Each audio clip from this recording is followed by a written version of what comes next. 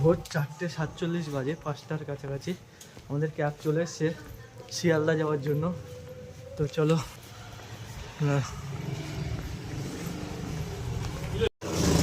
চলে এসছি, আমরা যাচ্ছি ক্যাবের কাছে। সকাল সকাল বেরিয়ে পড়েছি আরও একটি নতুন ভ্রমণে। তো নমস্কার বন্ধুরা, স্বাগত জানাচ্ছি আরও একটি নতুন ভ্রমণ ভিডিওতে। সকাল সকাল বেরিয়ে পড়েছি শিয়ালদা স্টেশন যাওয়ার জন্য, কারণ শিয়ালদা স্টেশন থেকে কাঞ্চনজঙ্ঘা এক্সপ্রেসে করে যাব আমরা গুয়াহাটি রেলওয়ে স্টেশনে।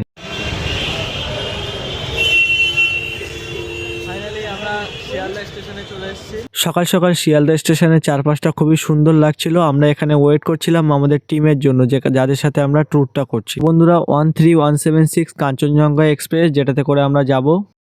আমাদের ট্রেন সঠিক টাইমে ছেড়ে দিয়ে এখন ঘড়ির কাঁটায় বাজে 6:50, একদম কারেক্ট টাইমে আমাদের ট্রেনটি ছেড়ে দিয়েছে শিয়ালদা স্টেশন থেকে। আগেই বলে রাখি, যে ট্রেনে করে আমরা যাত্রা করছি সেই ট্রেনটি প্রতিনিয়ত যে রাস্তা দিয়ে যায় সেই রাস্তা দিয়ে প্রথম দিকে যাবে না। সেই কারণে আমরা হোয়ার ইজ মাই ট্রেনে দেখতে পাচ্ছি না যে কোথায় আছে ট্রেনটি।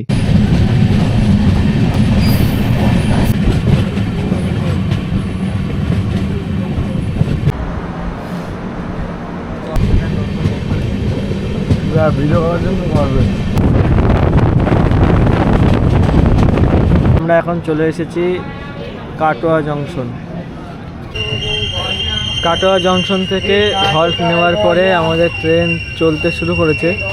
আই থিঙ্ক এখানে হচ্ছে মেনটেনেন্সের কাজ হচ্ছে, ওই কারণে একটু লেট চলছে, অনেকক্ষণ লেট করলো কাটোয়া জংশনটাতে। তারপরে আমি দরজার কাছ থেকে চলে আসি আমার সিটে বসার জন্য। তারপরে আমাদের গ্রুপের সাথে বসে কিছুক্ষণের জন্য একটু আড্ডা মেরে নিই। তার কিছুক্ষণ পর দেখি আমাদের ট্রেনটি আবারও দাঁড়িয়ে যায়। এই যে স্টেশনটা আছে, এখানে প্রায় 10 মিনিট হলেও দাঁড়িয়ে আছে ট্রেন।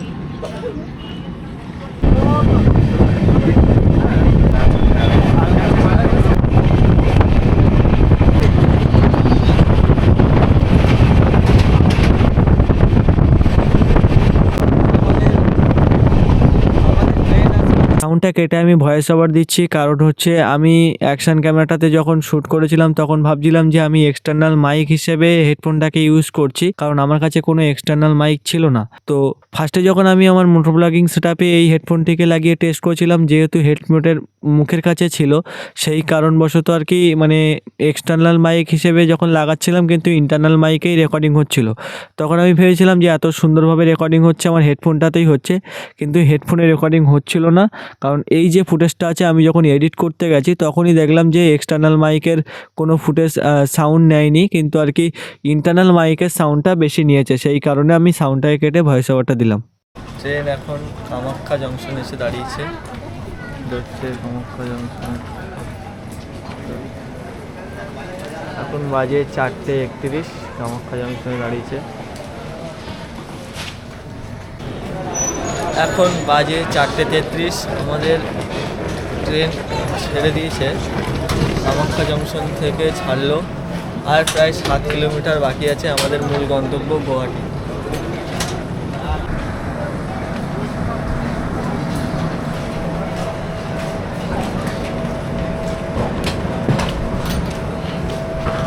সকাল সকাল কামাখ্যা জংশনের ভিউ দেখতে পাচ্ছ।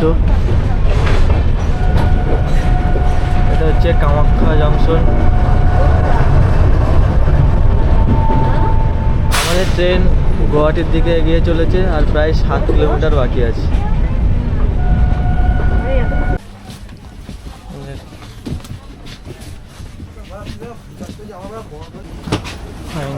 আমার অ্যাকশন এসছে।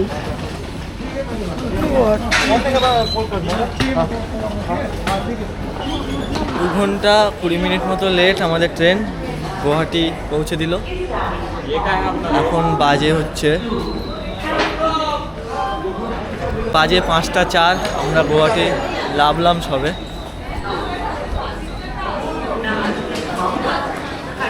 এটা হচ্ছে আমাদের ট্রেনটা, কাঞ্চনজঙ্ঘা এক্সপ্রেস। তারপরে আমরা এখানে একটু ফটো সেশন করে নিই। তারপরে আমরা বেরিয়ে পড়ি স্টেশনের বাইরে যাওয়ার জন্য, কারণ ওখান থেকে আমাদের গাড়িতে করে মেঘালয় নিয়ে যাবে। কোন দিকে?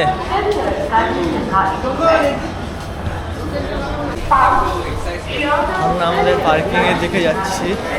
প্ল্যাটফর্ম থেকে বেরিয়ে আমাদের গাড়ি আসবে যেখানে সেখানে পিছন দিকে না সামনের দিকে গৌরা তোমাদের ঘোরাবো।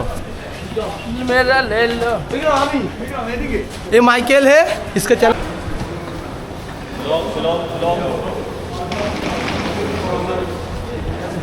পর্যটন, এটা আসাম পর্যটনের এতে আছে, অফিস আছে আই থিঙ্ক। এই সাইডে গাড়ির পার্কিং আছে। এইখানে সবাই দাঁড়াও, ব্যাগ রাখো, দাঁড়াও বিশ্বদা। তো আমরা গুয়াহাটি স্টেশনের বাইরে চলে এসেছি।